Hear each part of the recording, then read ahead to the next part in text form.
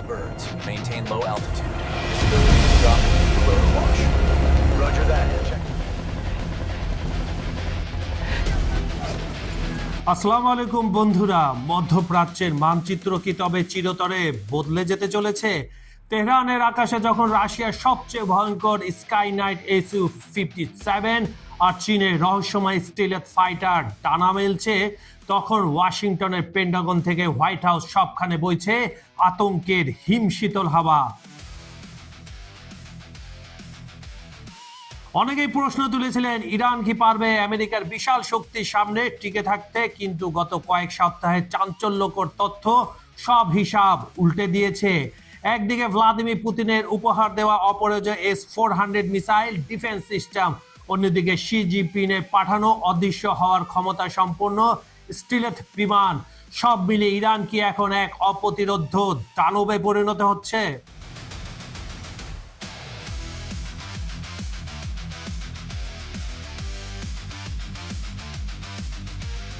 বন্ধুরা, আজ আমরা কেবল একটি খবর নিয়ে আসিনি, আজ আমরা এক ভয়ঙ্কর সমীকরণে পর্দা ফাঁস করব।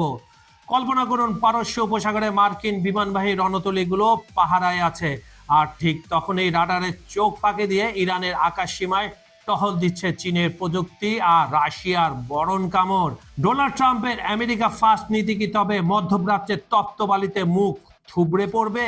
ট্রাম্প কি সত্যি ভয় পাচ্ছেন, নাকি মধ্যপ্রাচ্য থেকে সেনা প্রত্যাহারের ঘোষণা আসলে এক প্রকার পরাজয় মেনে নেওয়া?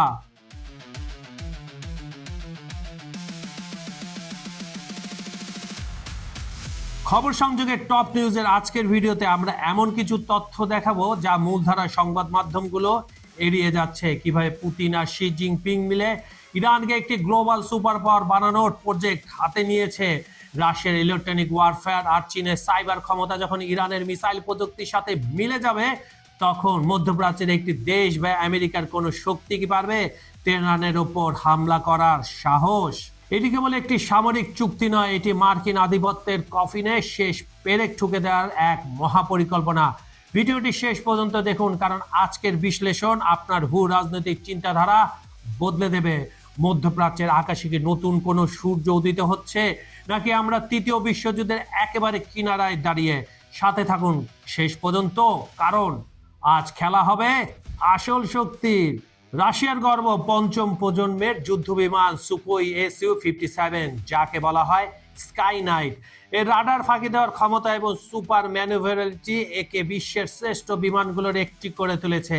ইরান যখন এই বিমান হাতে পাচ্ছে, তার মানে হলো মধ্যপ্রাচ্যের একটি দেশ বা আমেরিকা কোনো বিমান আর ইরানের রাডারে ধরা না পড়ে ঢুকতে পারবে না। কিন্তু আসল খেলাটা অন্য জায়গায় বন্ধুরা। S-400 ট্রান্সফার, এটি এমন একটি এয়ার ডিফেন্স সিস্টেম যা 400 কিলোমিটার দূরের থেকেই যে কোনো শত্রু বিমান বা ব্যালিস্টিক মিসাইলকে ধ্বংস করে দিতে পারে।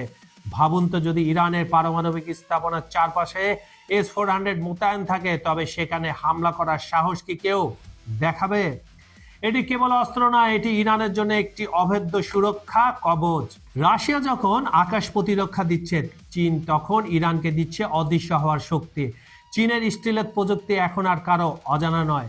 বেইজিং ইরানকে তাদের বিশেষ স্টিলেথ ফাইটার সরবরাহ করার অর্থ হলো পারস্য উপসাগরে মার্কিন বিমানবাহী রণতলীগুলো এখন চরম ঝুঁকির মুখে। চীন কেন ইরানকে সাহায্য করছে? উত্তর একেবারে সহজ, ক্রিস্টাল ক্লিয়ার।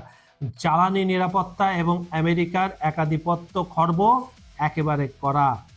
এই ত্রিভুজ জোট রাশিয়া, চীন এবং ইরান বিশ্ব রাজনীতির নতুন কেন্দ্রবিন্দু।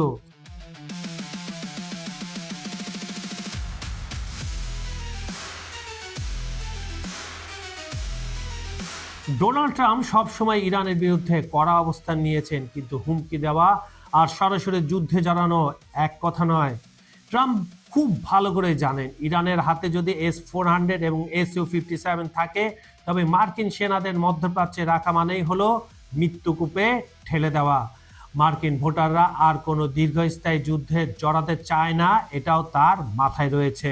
ট্রাম্প কি তবে ভয় পাচ্ছেন? বিশ্লেষকরা বলছেন, ইরান যদি সামরিকভাবে শক্তিশালী হয়ে ওঠে, তবে মধ্যপ্রাচ্যে আমেরিকার প্রভাব কমতে বাধ্য।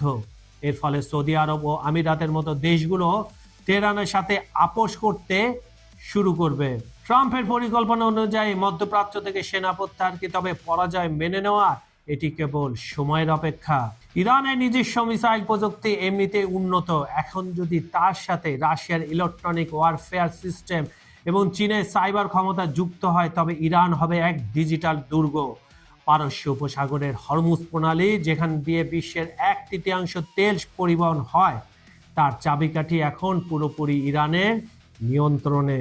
যদি যুদ্ধ বাধে তবে ইরানের S-400 আমেরিকান ড্রোনগুলোকে খেলনার মতো মাটিতে নামিয়ে আনবে, কারো কিচ্ছু করার থাকবে না। আর Su-57 আকাশে মার্কিন F-35কে চ্যালেঞ্জ জানাবে। এটি কেবল কাল্পনিক নয়, বরং বর্তমান সামরিক চুক্তির ফসল। ইরান এখন আর কেবল একটি আঞ্চলিক শক্তি নয়, তারা এখন বৈশ্বিক রাজনীতির অন্যতম খেলোয়াড় হয়ে উঠছে ভ্লাদিমির পুতিন আর শি জিনপিংয়ের হাত ধরে।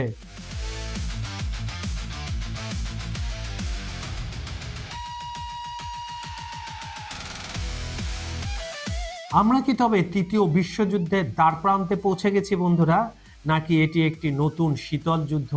চীন ও রাশিয়া যখন ইরানকে রক্ষায় সরাসরি এগিয়ে আসে তখন বার্তা পরিষ্কার, এককেন্দ্রিক বিশ্বের দিন শেষ।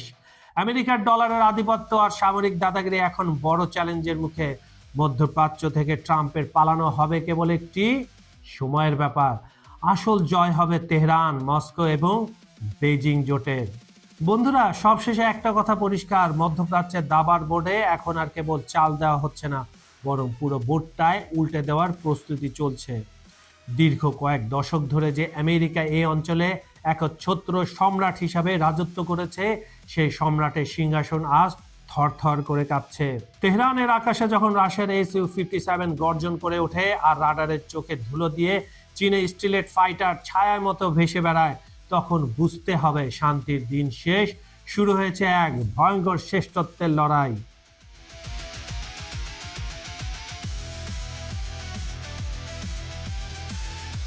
পুতিন আর শি জিনপিং ইরানকে কেবল অস্ত্রই দিচ্ছেন না, তারা আসলে আমেরিকার কফিনের শেষ পেরেকটি ঠুকে দেওয়ার জন্য ইরানকে একটি গ্লোবাল পাওয়ার হাউস হিসাবে গড়ে তুলছেন।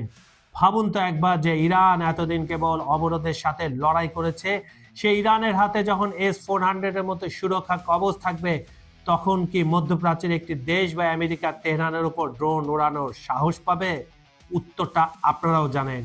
সেই দিন হবে মার্কিন দাপটের এক করুণ সমাধি। ডোনাল্ড ট্রাম্প হয়তো বড় বড় হুমকি দিচ্ছেন, কিন্তু পর্দার আড়ালে সত্যটা হলো পেন্টাগনের জেনারেলদের কপালে এখন চিন্তার ভাঁজ। তারা ভালো করে জানেন ইরানের মরুভূমিতে এখন এমন এক অজেয় দুর্গ তৈরি হয়েছে যার ভাঙার ক্ষমতা বর্তমান বিশ্বের কারণেই।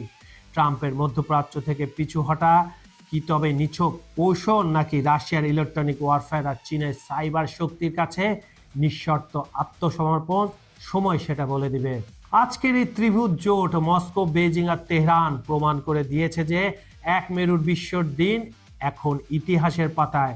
আমরা কি তবে এক মহাযুদ্ধের কিনারে দাঁড়িয়ে, নাকি এই জোটই হবে আগামী পৃথিবীর নতুন নিয়ন্ত্রক? প্রশ্ন অনেক, কিন্তু উত্তর লুকিয়ে আছে ইরানের সে গোপন হ্যাঙ্গারে, যেখানে রাশিয়ার মরণ কামড় আর চীনের অদৃশ্য প্রযুক্তি এক সুতোয় গেঁথেছে।